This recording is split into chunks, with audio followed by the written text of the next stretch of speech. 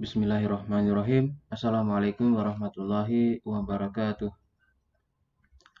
Perkenalkan, nama saya Muhammad Anfal Jaya, NIM F1G118009. Pada video kali ini saya akan menjelaskan tentang data mining dan pengaplikasiannya. Data mining adalah suatu proses ekstraksi atau penggalian data dan informasi yang besar yang belum diketahui sebelumnya, namun dapat dipahami dan berguna dari database yang besar, serta digunakan untuk membuat suatu keputusan bisnis yang sangat penting. Data mining menggambarkan sebuah pengumpulan teknik-teknik dengan tujuan untuk menemukan pola-pola yang tidak diketahui pada data yang telah dikumpulkan. Istilah dalam data mining. Yang pertama adalah knowledge presentation, di mana gambaran teknik visualisasi dan pengetahuan digunakan untuk memberikan pengetahuan yang telah ditambang kepada user. Kemudian ada data selection, di mana data yang relevan dengan tugas analisis dikembangkan ke dalam database. Selanjutnya ada data transformation, di mana data berubah atau bersatu menjadi bentuk yang tepat untuk menambang dengan ringkasan performa atau operasi. Tujuan data mining. Yang pertama, explanatory, untuk menjelaskan beberapa kondisi penelitian, seperti mengapa penjualan truk pickup meningkat di Colorado. Yang kedua, ada confirmatory, untuk mempertegas hipotesis, seperti halnya 2 kali pendapatan keluarga lebih suka dipakai untuk membeli peralatan keluarga dibandingkan dengan 1 kali pendapatan keluarga. Selanjutnya ada exploratory, menganalisis data untuk hubungan yang baru yang tidak diharapkan, seperti halnya pola apa yang cocok untuk kasus penggelapan kartu kredit. Kemudian metode dalam data mining. Metode dalam data mining terbagi menjadi 5, yaitu estimasi, asosiasi, clustering, klasifikasi, dan forecasting. Metode estimasi untuk menerka sebuah nilai yang belum diketahui, misal menerka penghasilan seseorang ketika informasi mengenai orang tersebut diketahui. Metode yang digunakan antara lain point estimation dan confidence interval estimation, simple linear regression dan correlation, dan multiple regression. Kemudian ada klasifikasi, merupakan proses penemuan model atau fungsi yang menjelaskan atau membedakan konsep atau kelas data, dengan tujuan untuk dapat memperkirakan kelas dari suatu objek dan labelnya tidak diketahui. Metode yang digunakan antara lain neural network, decision tree, dan k-nearest neighbor, dan naive Bayes. Kemudian ada metode asosiasi, dinamakan juga analisis keranjang pasar, di mana fungsi ini mengidentifikasi item-item produk yang kemungkinan dibeli konsumen bersamaan dengan produk lain. Metode atau algoritma dalam fungsi ini adalah a priori, generalized sequential pattern atau GSP, dan FP-GROW, dan GRI algorithm. Kemudian ada metode clustering, pengelompokan mengidentifikasi data yang memiliki karakteristik tertentu. Metode dalam fungsi ini diantaranya hierarchical clustering, metode Kamens, dan self-organizing map atau SOM.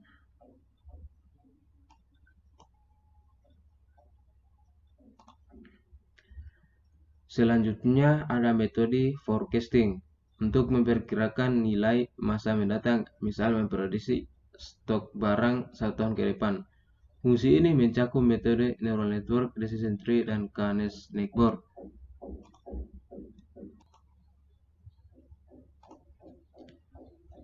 Selanjutnya contoh dari metode klasifikasi. Di sini saya mengambil data dari kelulusan mahasiswa dari sebuah universitas. Data kelulusan mahasiswa dari sebuah universitas. Data ini berupa data profil mahasiswa, gender, nilai UN, asal sekolah, IP semester dari semester 1 sampai dengan semester 8. Dan ketika dia masuk semester 9, berarti dia tidak lulus tepat waktu. Jadi lulus tepat waktunya ditulis. Kemudian jika dia berakhir dengan semester 8, maka ia lulus dengan tepat waktu. Data ini kemudian kita olah dengan menggunakan metode klasifikasi. Contohnya C4.5 berupa pohon keputusan yang bisa kita gunakan untuk memprediksi kapan mahasiswa itu lulus tepat waktu dan juga kapan mahasiswa itu lulus tidak tepat waktu. Nah, ini adalah pengetahuan berupa pohon keputusan tadi. Apabila status mahasiswa bekerja, kapan dia lulus tepat waktu? Apabila IP semester 2 lebih besar dari 3,59, dia akan lulus tepat waktu. Apabila kurang, tergantung IP semester 8 dan seterusnya.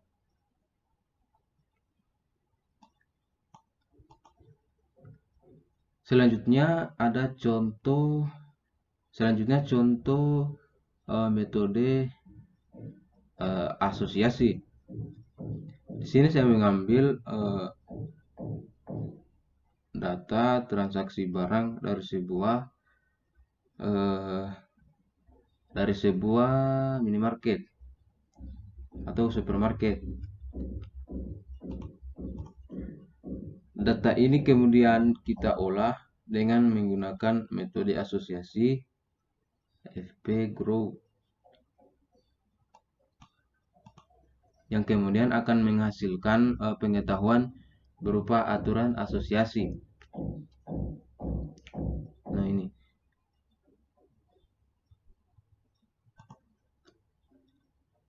Contoh aturan asosiasi. Algoritma association rules atau aturan asosiasi adalah algoritma yang menemukan atribut yang muncul bersamaan.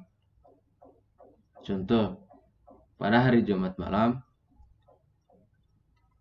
ada 1000 pelanggan telah melakukan belanja di supermarket ABC, di mana 200 orang membeli sabun mandi dan 200 orang yang membeli sabun mandi, 50 orang membeli Fanta.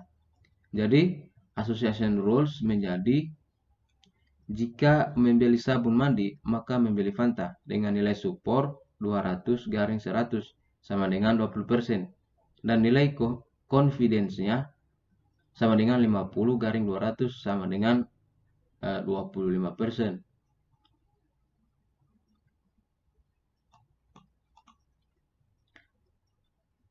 Selanjutnya materi clustering. Jadi saya mengambil data dari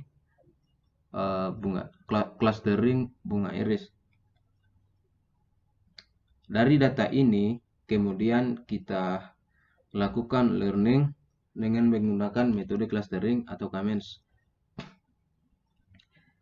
Kemudian kita akan mendapatkan pengetahuan berupa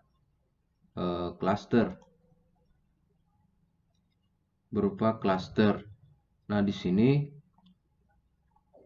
kita bisa lihat bahwasanya yang ada cluster 0, ada cluster.